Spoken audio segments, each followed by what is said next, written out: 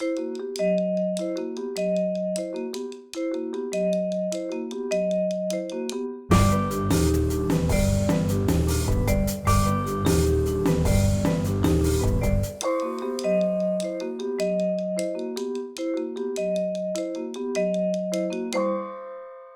you for coming. I'm a poor substitute for our illustrious director of the Casa Italiana, Stefano Albertini, who is currently in Italy, and we hope that he will be able to make it back safe and sound eventually. We welcome you all heartily to the Casa for the inauguration of this wonderful exhibition on propaganda and representation in Italy, curated by one of our own former PhDs, Nicola Lucchi, who is here with us tonight. And I hope that's not my phone. No, okay. Nicola is a lecturer at Queen's College CUNY. He is, as I said, a former PhD from our department, and I'm particularly proud as he was my advisee and has since gone on to do wonderful things. He's held fellowships at the Center for Italian Modern Art here at New York and at New York's Humanities Initiative, and he's currently working on a book manuscript titled Assembling Modernity, the Fiat Lingotto Factory and Italy Between the World Wars, which is, as you can imagine, a very fitting topic as a touchstone for this exhibition. He is also like myself, on the board of the Cirulli Foundation, which is the lending institution from which all of these objects came, and which I encourage you all to visit if you happen to stop by Bologna the next time you're in Italy. It's a wonderful institution which gathers together not only painting and sculpture, but all manner of media and objects of design from principally interwar Italy, but also the post-war. So without further ado, please join me in welcoming Professor Nicola Lucchi.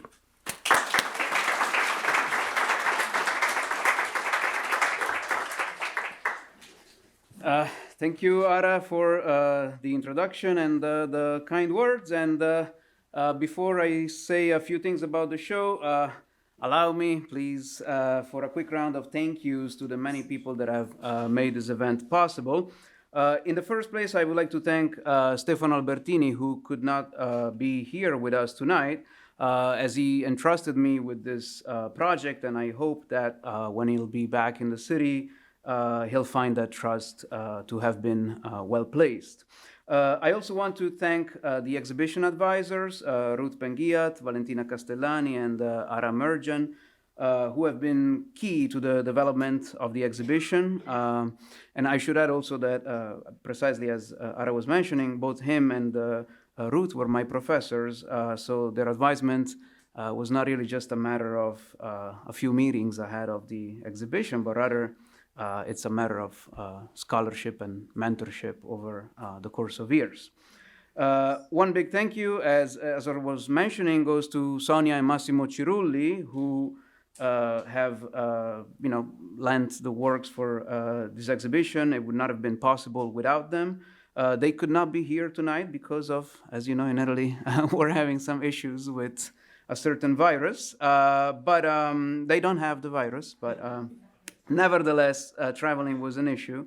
And at the same time, I would second Ara's suggestion to visit them next time you're in Italy.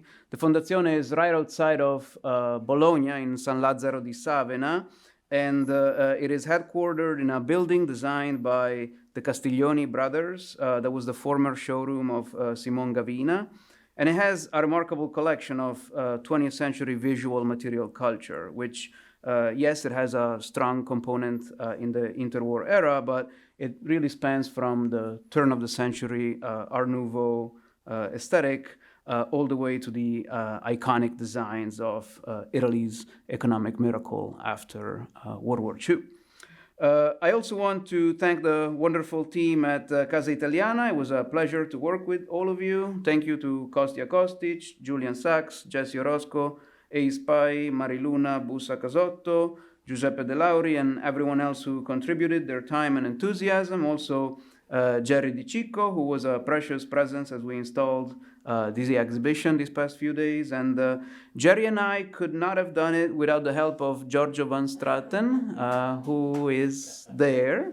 Well, so you have to believe me that he would descend like an angel from his office, and he would deliver solutions. It was quite amazing in regards to lighting, arrangement of panels, and many other details. And this is my first exhibition as a curator, whereas Giorgio has been the director of some of the most prestigious institutions in Italy and in the United States, and the kindness that he has demonstrated was frankly a life lesson other than just the help.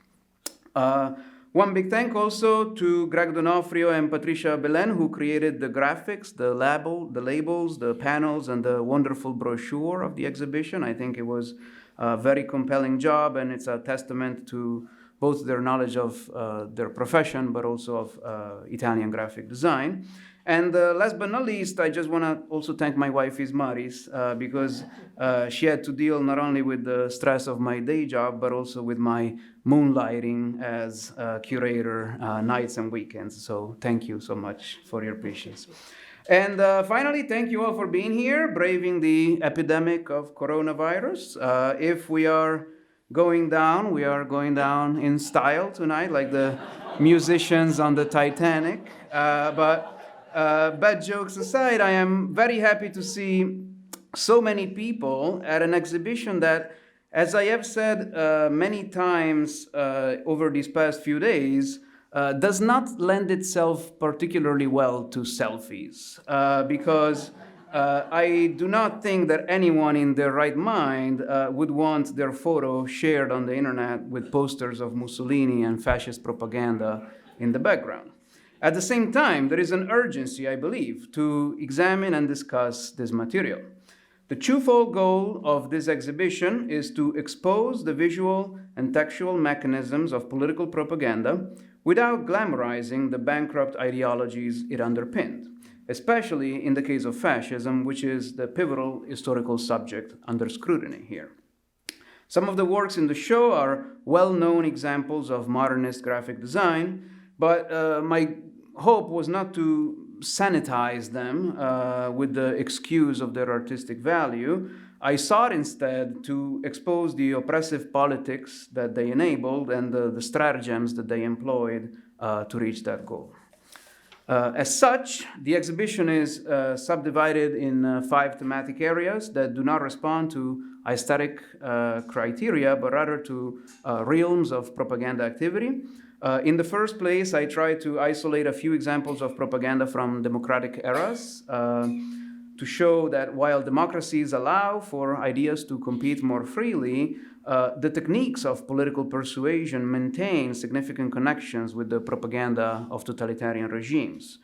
In this case, for instance, you can see how this is a poster for the advertising of reconstruction bonds, and while the text is good, right? It says Italy will be reborn in labor and harmony. It's a message we can agree with, of course, but when it comes to the visual apparatus, this is very close to the sensibility of Assironi and of fascist muralist art from the 1930s.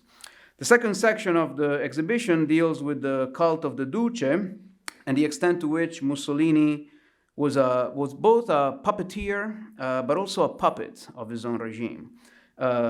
Here's again an example. In this extraordinary book designed by Bruno Munari, you can see the Duce peeking through a hole in the pages, providing commentary at the bottom there to the reader about current political events. It is an object on the border between kitsch and the ominous, and also not far from the spirit and aesthetic of posts on social media. I can think of a few political leaders whose Twitter accounts have become the subject of scholarly debate.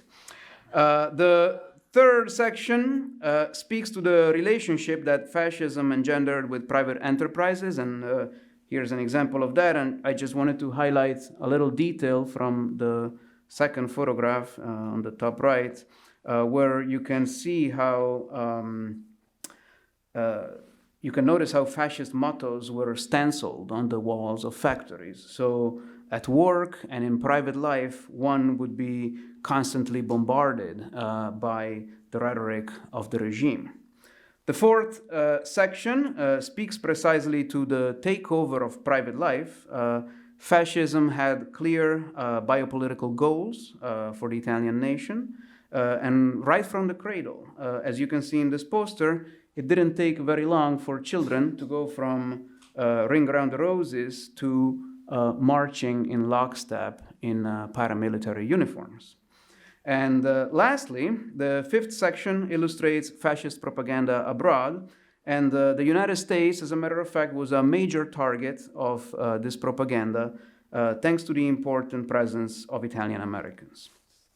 The grandeur of this draft for Palazzo d'Italia at Rockefeller Center, which was never quite realized in this fashion, but as you see, they had planned for a very large fascist fresco cycle that never got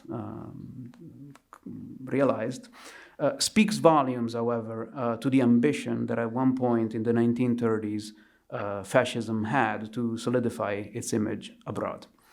Along with the exhibition, I want to encourage you to attend the rich calendar of events we have put together for the coming 6 weeks, because propaganda was not only posters and magazines, it was also public rituals, it was also monuments, and it was cinema. Cinema, in fact, was very important. And we have tried to capture some of this variety through our programming, which includes a selection of exceedingly rare films to see in the United States, a talk in collaboration with the Istituto Italiano di Cultura, and a concert here at the Casa. We will start this coming Monday with a screening of The White Squadron, which is a film that illustrates how pro-colonial propaganda made a compelling use of cinema. But the program, as you can see, extends all along the course of the exhibition, and we hope to welcome you back again and again and again. And I just want to conclude with a personal anecdote, because as I was mounting the exhibition, I shared some of the installation photos with my parents in Italy, and my father was very impacted by this poster in the main lobby, to the point that he asked me if perhaps it might have been too harsh, given its crude depiction and aggressive message, which, as you can read, uses a very clever turn of phrase to de facto expunge the communists from the body politic of the Italian nation, because it says this is how communists vote, and in Italian, to do something with your feet means to do something badly or inappropriately. Italians don't do that. So Italians are not communists, and communists are not Italians. As you can see by walking in the lobby, I have kept the poster, but I believe my father did observe something valuable, because of all the pieces in the exhibition, this is the only one that stages a direct attack against anyone. The rest is all propaganda that tries to build momentum around an idea of nation or an idea of leader. This is the one that actually pushes away. And what I think is remarkable there is that this is not fascist propaganda. This is from 1953, and it was commissioned by a political committee close to the Christian Democrats. The tensions of the Cold War era had turned two political forces that less than a decade before had fought together against Nazi fascists and who had written together the Italian Constitution into sworn enemies that could employ the most aggressive rhetorical tactics for their political goals. A poster like this, a work of propaganda in times of democracy, speaks to the incendiary language of today's political world, with populism, nationalism, and isolationism on the rise throughout the globe. My hope for this exhibition is that it will suggest the importance of examining every act of political communication carefully, and that it will invite everyone to deconstruct the messages of ideologues and political hacks. And with that said, I would like to invite our two other speakers. We will begin with Professor Ruth Ben-Ghiat, who is a professor of history and Italian here at New York University, and who is also currently a fellow at Princeton University at the Institute for Advanced Study, and who is, I believe, the foremost scholar on fascism, at the very least on this side of the globe, but possibly period. And afterwards, we also will have Professor Ara Merjian, who is a professor here at New York University also, and an art historian and the author of fundamental books on De Chirico, and soon to be in bookstores, also a book on Pierpaolo Pasolini. So thank you so much, and please welcome Professor Ben-Ghiat.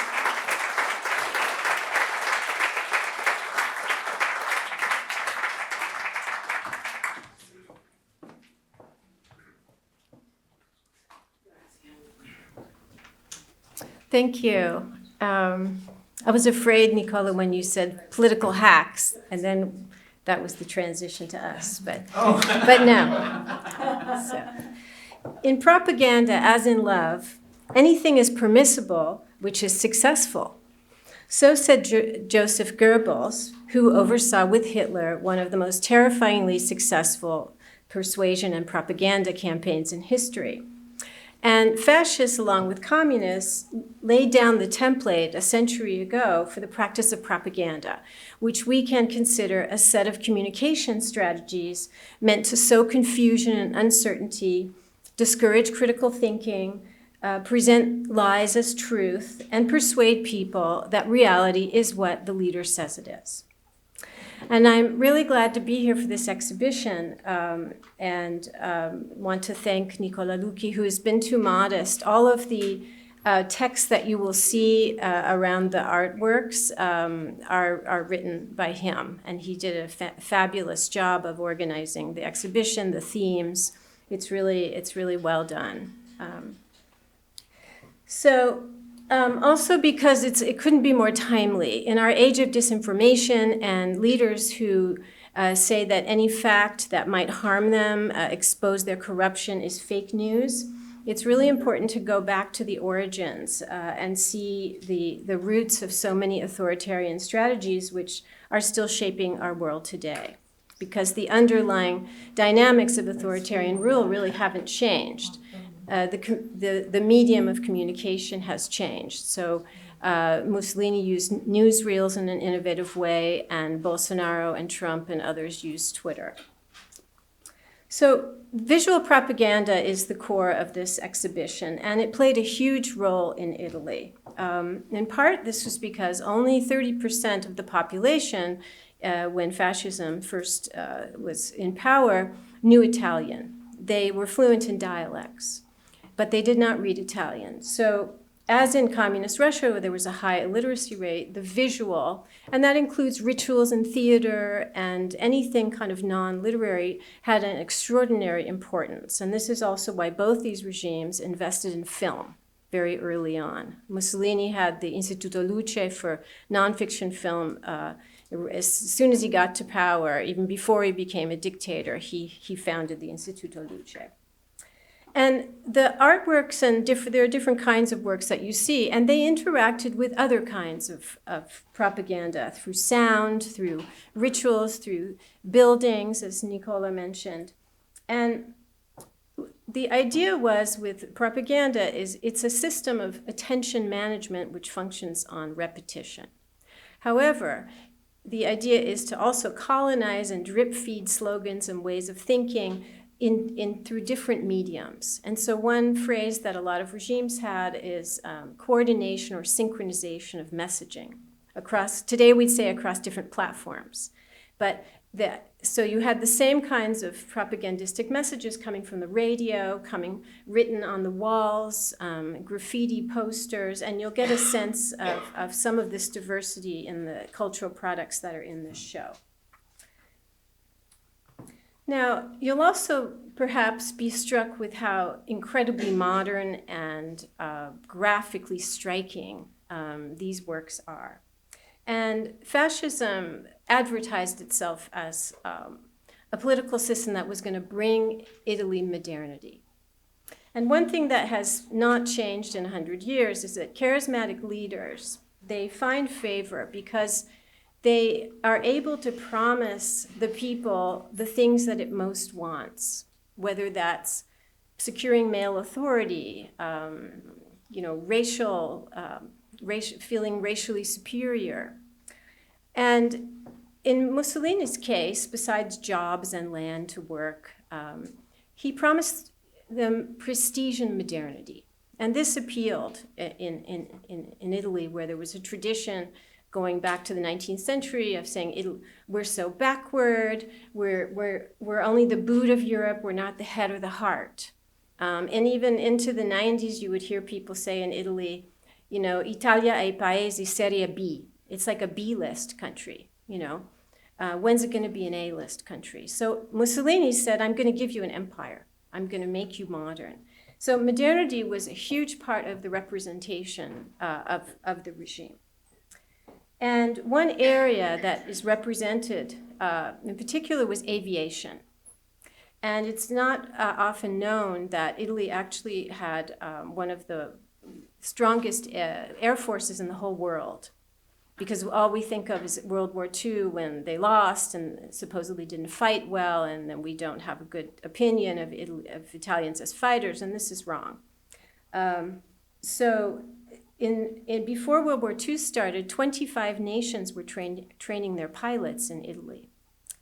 And so one of the most famous episodes of this was Italo Balbo's transatlantic flights. And there's a work of art that it's a photo montage, is that true, Nicola? That addresses that. And Balbo became world famous. He was too famous for Mussolini's taste. So in Chicago, they gave him a parade and they named a street after him. And then Mussolini transferred him to Libya because you couldn't be bigger than Mussolini. He was jealous, basically. So you also have this fact that the dictatorship unfolded during the heyday of modernism. And there was a lot of aesthetic cross-pollination going on between communist Russia and Italy and Weimar Germany. And I think my colleague Ara will talk about that. So a lot of the works that you're going to see, they not only represent a modern Italy, but an Italy that is open to other influences. So I'm just going to talk about this one. And this is actually not by an Italian, it's by a Swiss artist, Stravinsky, who he had worked with the Bauhaus, the epicenter of modernism, and then he was of Jewish origin, so he fled Germany and he came to Italy, because in the early 30s, Mussolini he was posing as the benevolent fascist. So he decided to welcome Jews and leftists who didn't want to stay in Germany. So this is how he was here. And this is a poster that was done on the occasion of you'd call it a rigged election, a plebiscite in 1934. And it's important that in the eye, there are all these fake, there's kind of fake statistics at the bottom. Because the one thing authoritarian regimes know how to do is fake statistics. So we often think that dictatorships don't have elections, and there were very few. This was the last one. But the purpose of these plebiscites was to show for the foreign lenders and for Italians, for the international press, that Mussolini was indeed in power by the will of the people. So here you have, I think it's 99.9 or something, voted C. And this photo montage is really interesting in our era of populism, too, because charismatic authoritarians don't just represent the people like other politicians do. They're not just a head of state. They literally embody the people. They are the bearer physically. Their bodies are really important, of the hopes and dreams, but also the torments, the victimization. You know how today's one person we won't mention who was ruling here, and then Erdogan, and they all talk about the witch hunts, and Berlusconi did the same. They are victims. And they're victims because they are taking on the burdens of the people themselves. So Trump says, I am your voice. And this goes back to Mussolini and Hitler. So this is very interesting because literally he's embodying, the people are him. This is a crowd photo. So it couldn't be clearer what the relationship of the type of leadership that the charismatic authoritarian brings is. I've always shown this to my classes, and I was thrilled to see it in person because it's just emblematic of the different kind of leadership and the different use of the body that these leaders have. So it's really interesting for that. And one thing that's unusual is that he's looking down or his eyes are closed. And normally, if you've seen anything of Mussolini, he had these like very intense eyes, right? And people thought they would get mesmerized when they looked at them. There's a whole mythology during fascism. Infertile women would become pregnant if you looked at them. Endless, his gaze would stop volcanoes from flowing, all kinds of miracles. But here, it's very unusual. And I think it's because, they want to put the accent on the kind of populist stuff and on the sea. I don't have a firm theory. We'd have to go through the artist's archives or something. But it's very, just so you know, that's an unusual thing. And he also is looking humble. No authoritarian was the servant of the people. The point of that kind of leader is that you work for him. He does not work for you, right? But I think this is another artwork of sorts that was made for the same plebiscite, and it's not in the exhibition, Palazzo Braschi in Rome. And you went out to do your shopping and you found this there, staring at you. And I think that it's a more accurate representation of the aura of threat when you went to cast your vote. Under fascism, which was not a free place. So so this is what you saw, this threatening, face. So we'll keep that there. And so context matters in fascist propaganda, in any propaganda. And it was a very violent, obvious. It should go without saying, but nowadays it's important to say it because there are many people who say that fascism only killed 5 people, and Berlusconi would go around saying, Mussolini never killed anyone, and this is, of course, not true. It was a police state ruled by fear and intimidation. So the context of these, some beautiful artworks is important. And that includes also thinking about what we're not seeing, what we're not allowed to see in these works. Mussolini was a journalist by training, and he became kind of like the executive editor of Italy. He drove journalists crazy because he would call them, even telling them what font to use on the front pages. But he also banned innumerable subjects, suicides, and the trains ran on time because you weren't allowed to say that they weren't running on time, actually. Corruption, killings. You can imagine the roster of things that was not allowed to be said. So authoritarians disappear people, but they also disappear facts. They disappear entire bodies of knowledge that conflict with their goals. And today, Orban banned gender studies in Hungary. It's just gone, right? And the film director Federico Fellini, who grew up under fascism, he called censorship a, quote, system of violence against subjects it wants to bury and prevent from becoming reality, which I think is really interesting. So when you look at this exhibition, think about what's not there, what you're not allowed to see. And that includes what happened to Stravinsky, this artist, who had to leave Italy in 1941 because Mussolini turned on the Jews in 1938, the Italian Jews, and began to persecute them. And then in 1941, because they were in World War II, said that all foreign Jews would be put in concentration camps if they didn't leave. So he left, and he came to the US, and he taught in the 1950s at NYU. So it's fitting that his work has returned here to the Casa, and we can look at it conscious of the incredible history of creativity and repression that existed under the regime. Thank you.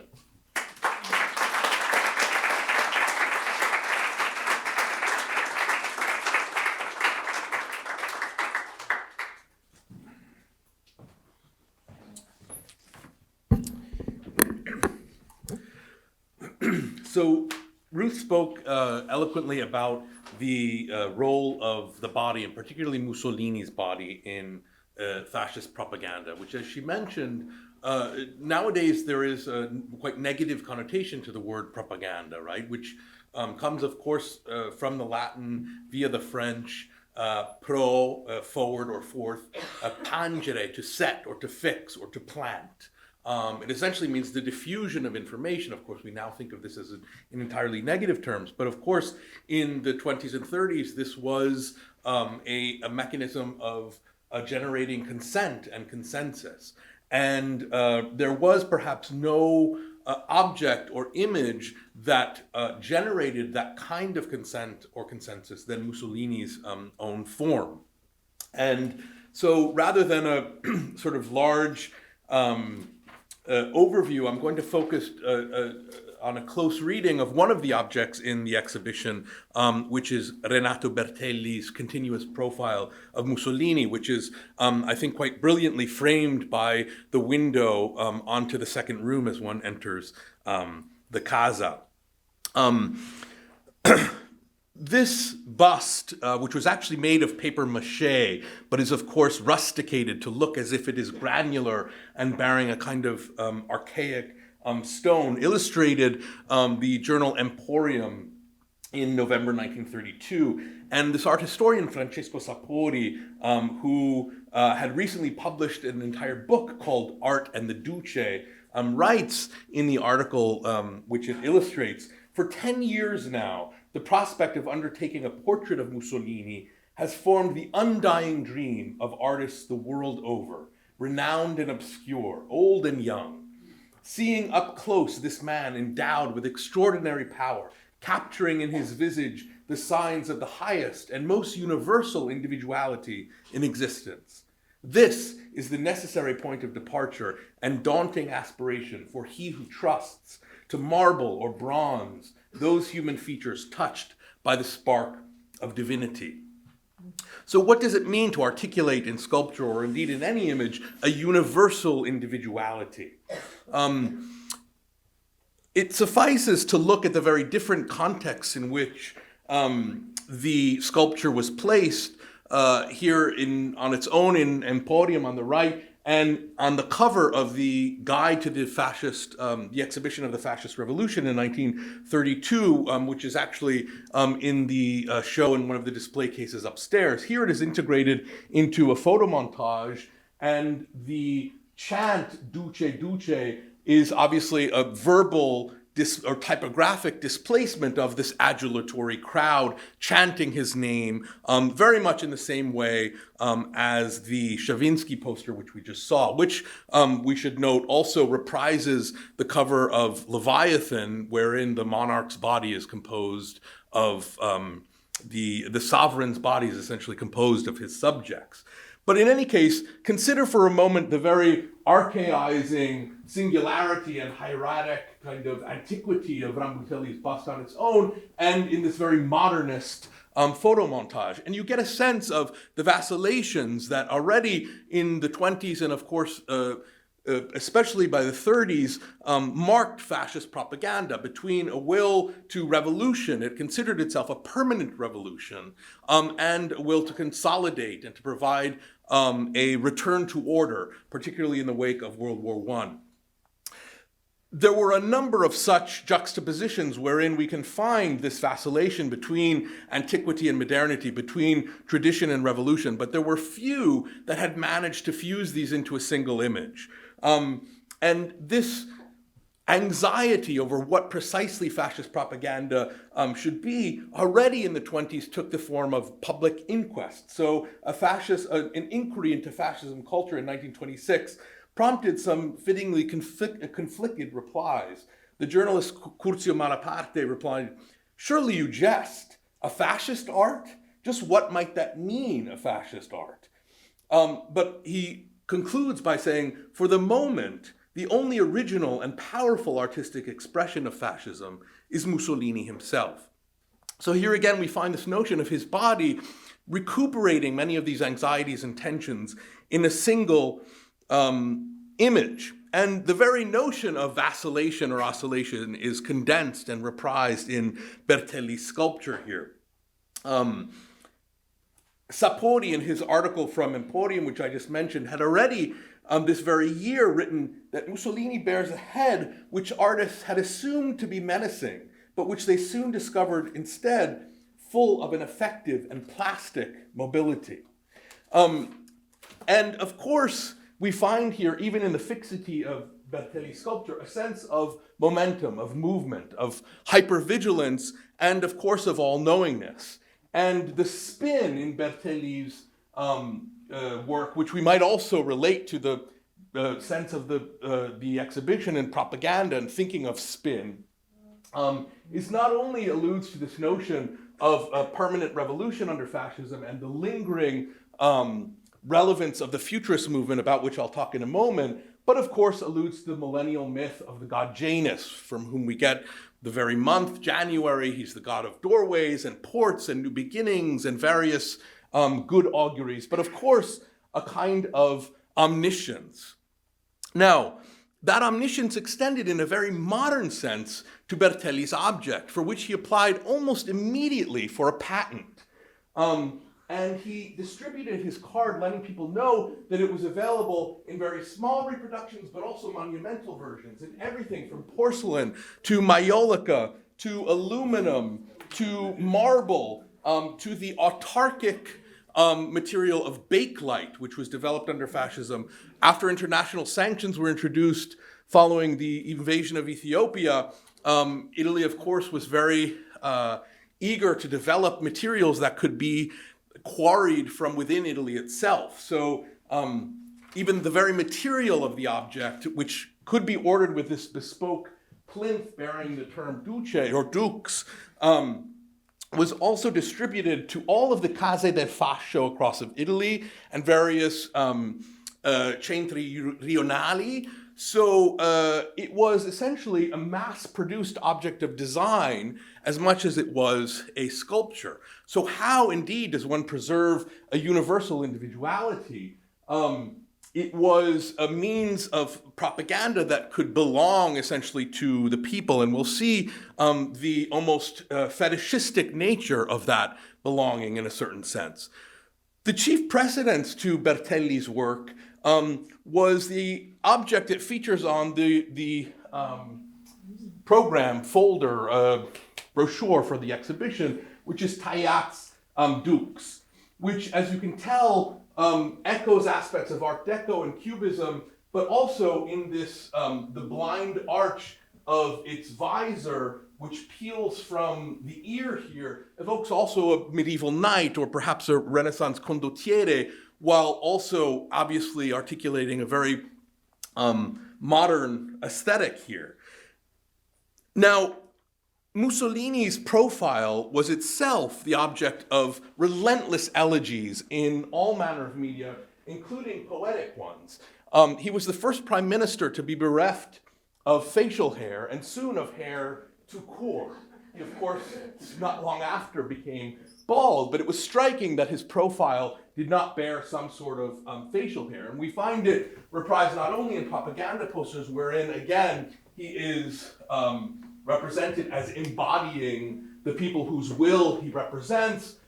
Here in the exhibition of the Fascist Revolution, just the year before Bertelli's object, we find it traced next to the Roman nose of a Roman soldier and these gagliardi, which form a further profile behind them. But this obsession with Mussolini's profile extended to the very land itself. In the Gona del Furlo, his profile was carved onto the rock in a kind of upturned Mount Rushmore, and we see other such depictions wherein the notion of Mussolini not only as belonging to the land, but literally embodying the nation abounds in various popular representations. Bertelli himself had very sort of strange academic origins, but he was soon won over to the quote-unquote dissident futurist group in the early 30s and experimented with what we would call aeropittura, a sort of growing fascist obsession with the aeroplane as not only a symbol of modernity, but as affording new elements of perspective. And it's pretty plain the extent to which he was paying attention to fellow futurists at the time, not only in painting, but also in thinking about architecture and photography. Mazzoero, whose work also features in the show, could dynamize something as passeiste and traditional as the cupola of St. Peter's or the Arch of Titus in the Forum. What mattered, of course, was the agitation, and again, permanent agitation suggested through futurist ways of seeing and of being in the world. This obsession with flight around the same time as Bertelli's object is articulated in everything from Ridolfi's vase for the house of the pilot at the time, which is of course a kind of another design object in its own right, and Ridolfi's own plan for a restaurant, which was never realized. But this notion of fascist architecture as simply, and fascist aesthetics as simply a kind of reactionary or retardataire conservatism is, of course, is given the lie in images like this, which really evoke a sense of permanent impermanence, if you will. Now, with regard to Bertelli's object itself, interestingly, it anticipates in some ways Warhol's desire to be a machine and to mass produce. And to some extent, like Warhol, he had unoriginal reprisals of his own. So what were called the cannes séditieuses, which were these walking sticks, which since basically in the wake of the revolution, Napoleon and various deposed kings' profiles would be carved on these things and only visible once he would project them onto the wall, which is a precedence of which he was surely aware. But perhaps more banally and yet equally significant are the resonance of the work with ceramic insulators, which of course has a very futurist allusion and connection in terms of conducting energy and electricity. And of course, in a more highbrow sense, the avant-garde interest in producing objects which resonate with industrial life, with modernity, with the machine. Bertelli's object does not actually spin, but it looks like it's in a state of permanent unrest and vigilance.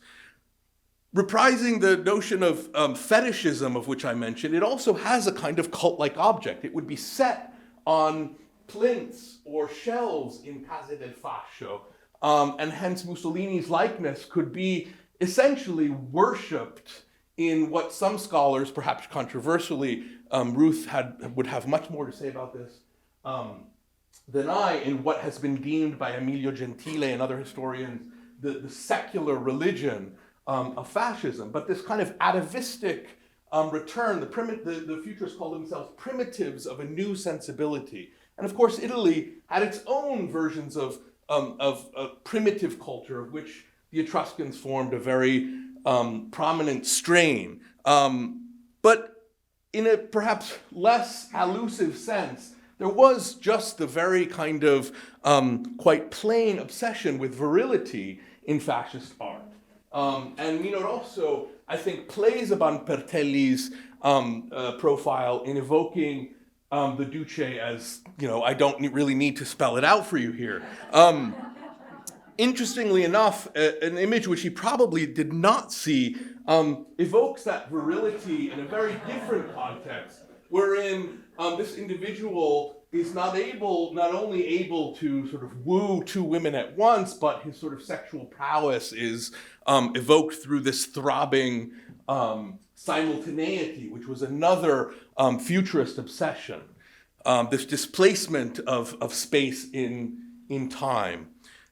Interestingly, despite its evocation of virility and vitality, right, the fascist government was obsessed with virility and youth. The the object has some interesting resonances with death, not only with what we know happened to Mussolini's corpse, the extent to which his own face was bludgeoned upon being recognized and then strung up on Piazza Loreto, but also interestingly, one of the objects, one of the disseminated examples of Bertelli's work was actually purchased by Robert Mapplethorpe and published in 1988, photographed in a work which, with this sort of shard of black on the edge, not only evokes this kind of geometric futurist origins, but also lends it, inflects it with a different kind of presentation here, wherein we see the profile delineated almost uncannily on the right,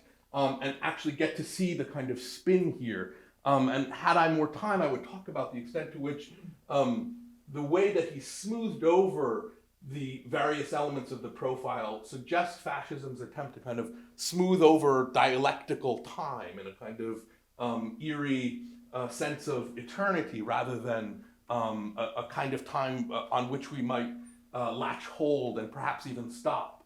But interestingly, before his diagnosis with HIV and eventual death from AIDS, Mapplethorpe published this, took this photograph, which was later used actually as an invitation to his funeral and commemoration. And it's a work which obviously reprises elements of Bertelli's work in evoking a sense of, what could we call it, evanescence and bodily impermanence. To end on a less somber note, the work has since been reprised not only in the wake of the Gulf War in a work that was called The Decider, but more recently the profile, continuous profile and head of Drumpf, which I will have you note is made not simply of gold leaf, but of orange gold leaf.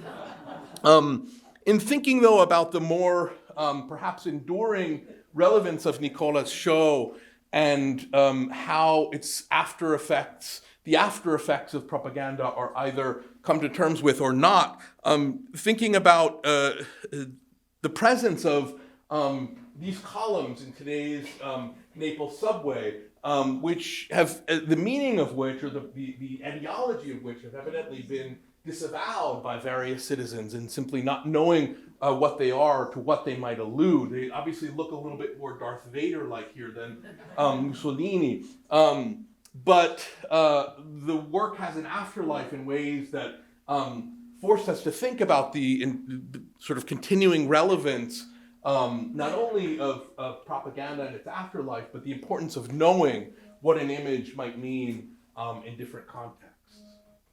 Thanks very much. We are here for any questions. Yes, ma'am.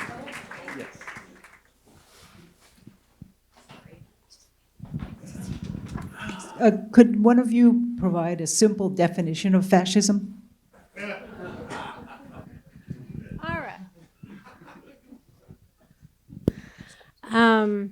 There isn't. If you look at Robert Paxton, Anatomy of Fascism, it's like a whole paragraph long. But we can say that it is a movement that's hyper-nationalist, that is a one-party state. So, for example, I'm often asked, is Trump a fascist?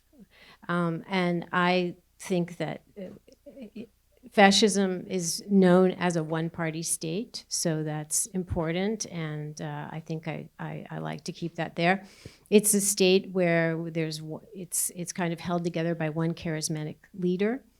It's a state that professes a unity rather than class conflict, that suppresses actively class conflict, but uses the language of revolution rhetorically.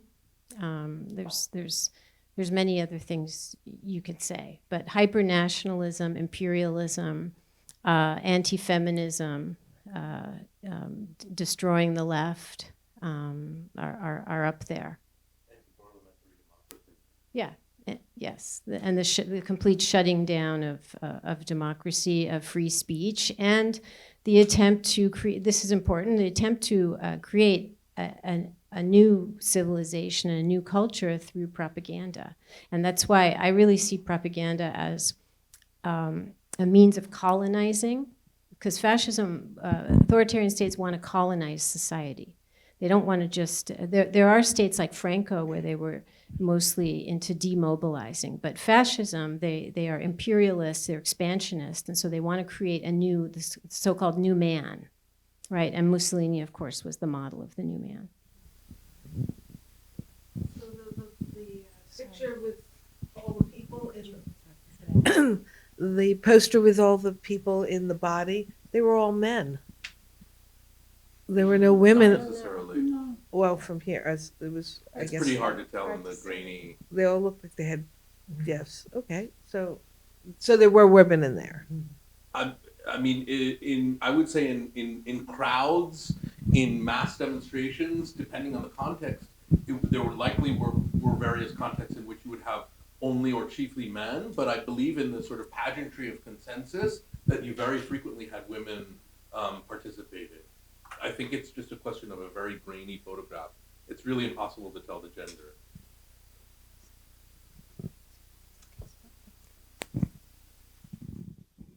Yeah, the famous Woodstock photos of the mass of humanity, I was investigating them to see what the origin was. And I have a Zeppelin book, photos of Nazi rallies, just page after page of humanity. This is from the early 1930s. I think that might have been the origin of that kind of a photograph, because it would have had to have been in a Zeppelin to take it. I don't think you could have really taken those kinds of mass photos. But I picked up the book at a thrift store. It was amazing.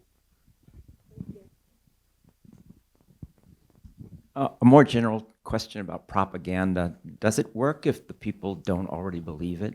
I mean, is propaganda something that introduces a new idea or creates, reinforces an idea that already exists, I suppose is the general question. And when does propaganda, in the sense we're talking about it, begin? Just historically.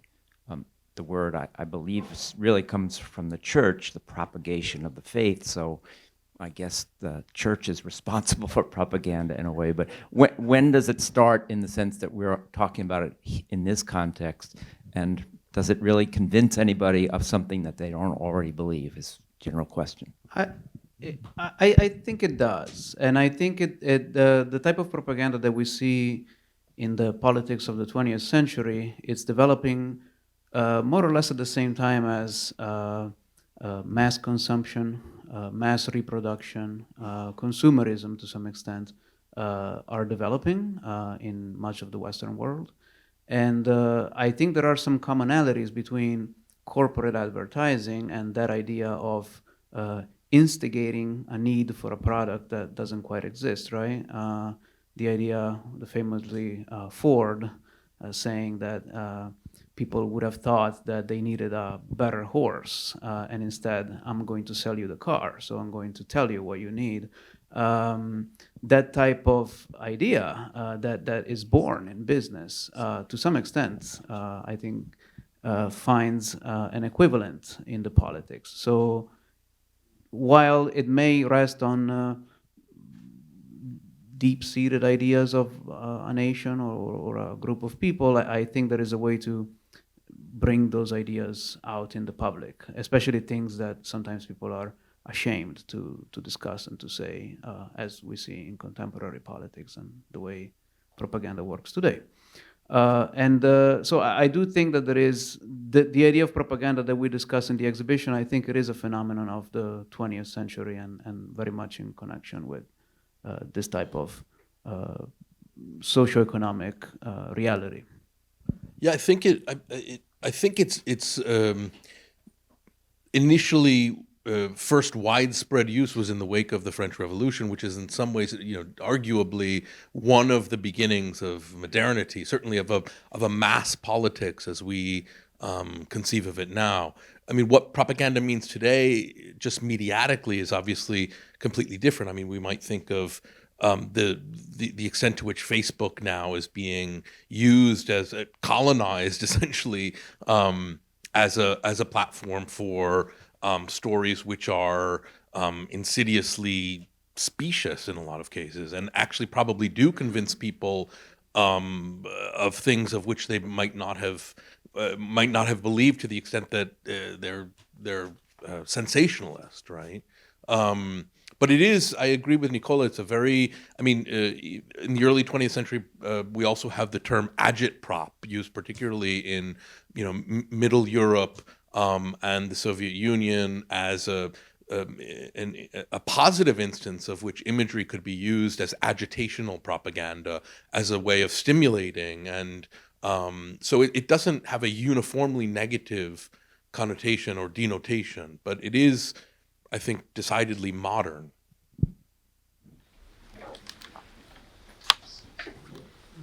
I'm kind of loud, I don't excuse me. I found this exhibit fascinating, and some of these questions really very interesting too. The idea of the propaganda, though, what we often hear during World War II and just before, is a lot more about Germany than Italy, particularly with reference to, let's say, banning and burning books and decadent art and things like that. Was there the same type of situation in Italy with the books and the art? Because it would seem to me that propaganda is also much more effective if the other types of art and culture are pulled out of the populace. So Mussolini was the first, there was no template for what Mussolini was doing. And communist propaganda and cultural policy, they observed each other. There was a lot of cross-influence, but at the time Mussolini was setting up he became a dictator in 1925, Stalin doesn't come in and start with the 5-year plan till 28. So there's no template for this. And so some of the things that Mussolini did, the way he structured his state, some people used to say, well, Hitler was the only real fascist because Mussolini was an imperfect fascist because he allowed the Pope to stay there and he had the king, and then he wasn't as harsh as Hitler. Ironically, Mussolini's way has actually been much more viable.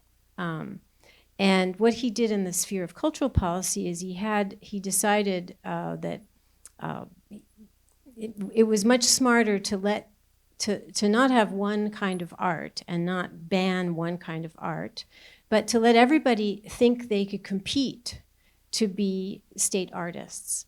And in fact, this inquiry on fascist art from 1925-26 kind of ended in a way that there was no decision on exactly what art. And so the futurists could be, state art. Other people could be state art. And that proved to be much smarter because many, many types of people could compete and get commissions for all of these things that you're going to see in the exhibition, as well as frescoes and all kinds of commissions that they had. And even in architecture, there wasn't only modern architecture, there were all kinds of styles. So there were book burnings, and if you fell afoul of the regime, you knew it. You were sent to prison, and you were made your name would be taken off of things, and you were ruined, right? So many people went into exile. So there were boundaries for sure, but among the people who decided to collaborate, there were different styles. I would say it was also, in a way, it was almost a form of, because one always thinks of Nazi Germany, this almost seems like a totalitarianism in reverse, because instead of labeling something appropriate and everything else degenerate, as long as the message remained consistent, you were to some extent allowed. And this created a false sense of fascism allowing for creativity. And in so doing, it frankly ruined a generation of artists because all of them, to some extent, had been in contact with the regime precisely because of this apparently liberal policy when it came to style, to the matter of style, and style alone. It was also a more insidious, coercive kind of carrot stick system whereby you had to belong to the party in order to have access to various competitions and commissions. So it was coercive in that sense. I mean, we shouldn't bracket the fact that there were elements in the regime that did want it to be more harshly repressive. Roberto Farinacci, one of Mussolini's ministers, wanted to have an Italian version of the degenerate art show of 1937, wherein thousands of works were confiscated and put on display as a kind of public pillorying of modern art. But as Ruth and Nicola have articulated, the big tent approach to fascism, to fascist culture, such that as long as it called itself fascist, and as long as it didn't openly flout the regime, the more the merrier. And this did result in an extraordinary range of styles, of movements, of tendencies in ways that were unthinkable in Germany at the time. So even as late as 38, 39, you have aero-painted portraits of Mussolini, which depict his form completely disarticulated formally as a kind of exciting evocation of modernity. And comparable portraits of Stalin and of Hitler in the late 30s are completely academic and anti-modernist.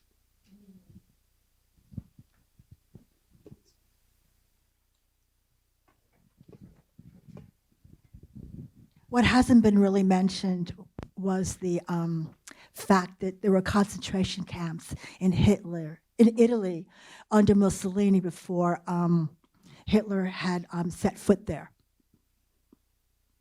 It was in the 1920s. Yeah. And why is that important? Because it's not being taught. It's hardly being discussed. And for those of us who weren't born during that time, it's kind of an important revelation that we know this and how it continues to be disguised or covered up then as well as in the present. Very few academics are really speaking and very few are writing about it. That part is not true. There's tons of writing going on about it. Yeah, but that's why I talked about the context. It's key because there are artworks, there are buildings that are very beautiful, and you need to know why they were built. Now, a lot of people don't want to hear this message. I wrote an article in the New Yorker in 2017 about a very beautiful modernist icon building in Eur called the Square Colosseum, the Palazzo della Civiltà Italiana. It's very clean looking.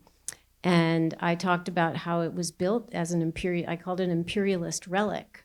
And it created a huge storm of controversy in Italy. People didn't want to hear that because I was talking about the context and the violence that is part of the regime. So, and there is tons of scholarship on every aspect now of Italian fascist repression. It's been much slower. I looked in vain for a book on torture under fascism. I'm always looking at these happy subjects. And indeed, the first book on concentration camps in Italy did not come out till after 2000. This was unbelievable to me. And when I started to teach Italian colonialism, I couldn't teach it in English because there wasn't enough stuff on the repression that I wanted to if I was going to teach in English, I couldn't teach certain subjects because there wasn't enough scholarship. But that's all changed now. I mean, I would note too that there's a difference between the network of extermination camps in Germany and occupied territories of Poland, et cetera, and concentration camps. I mean, obviously, in fascist Italy and in the Balkans, where it had colonized by that time, there were all sorts of concentration camps which were horrible. But there was a difference in policy between Germany and fascist Italy with regard to the camps.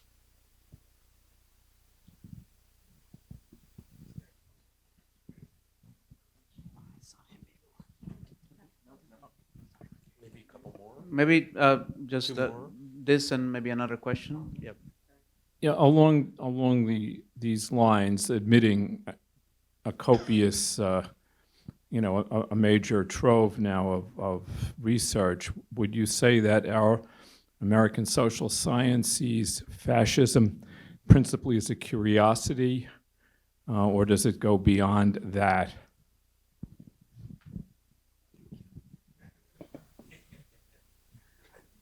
I think that a lot of Ruth's work is dedicated to thinking about how it persists, in ways that are perhaps not as obvious, at least in symbolic terms or rhetorical terms, but in actual terms. I mean, if we look at the tendency towards actively repressive regimes right now, it sure doesn't seem to me like a curiosity.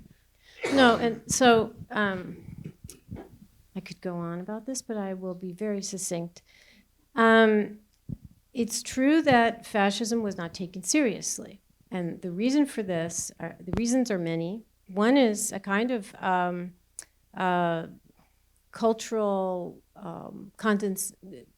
a feeling of being condescending toward Italy, that they were just not serious.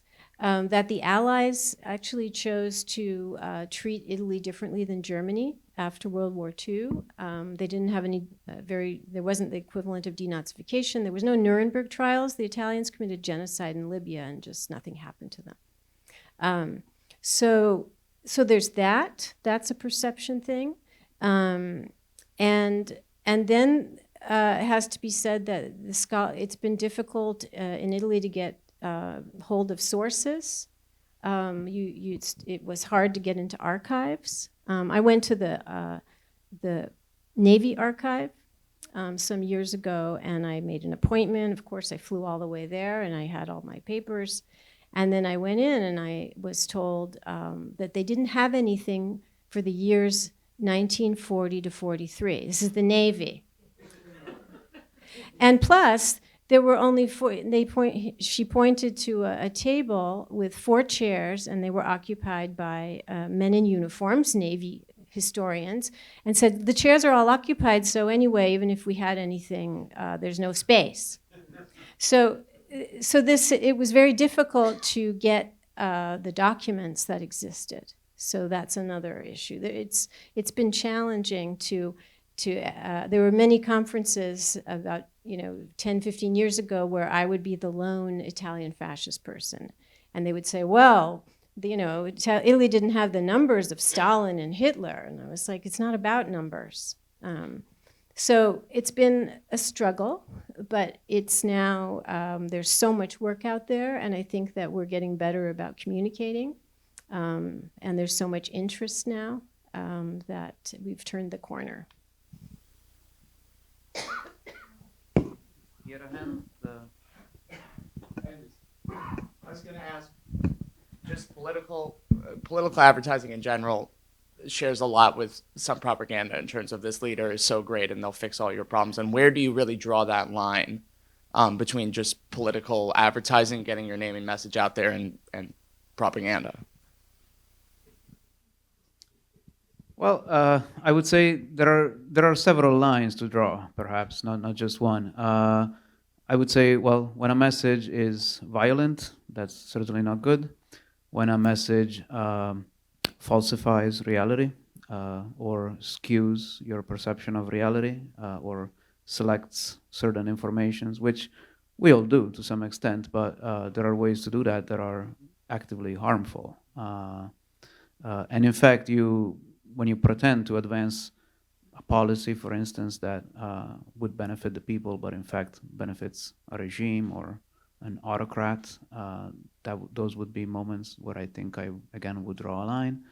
I mean, so much of political communication today has become vile, and things that were unthinkable to be said are openly discussed. And perhaps on the one hand, it's good that we know that some people are carrying these ideas. There are, at the same time, I had greater hopes for the future, which are being, betrayed every day. So I think that one of the goals of the show is really to think critically about the the messages that surround us today. And I think that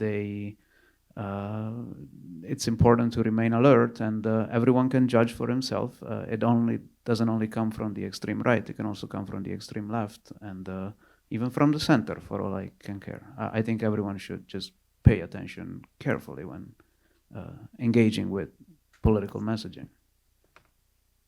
To end on. No? All right.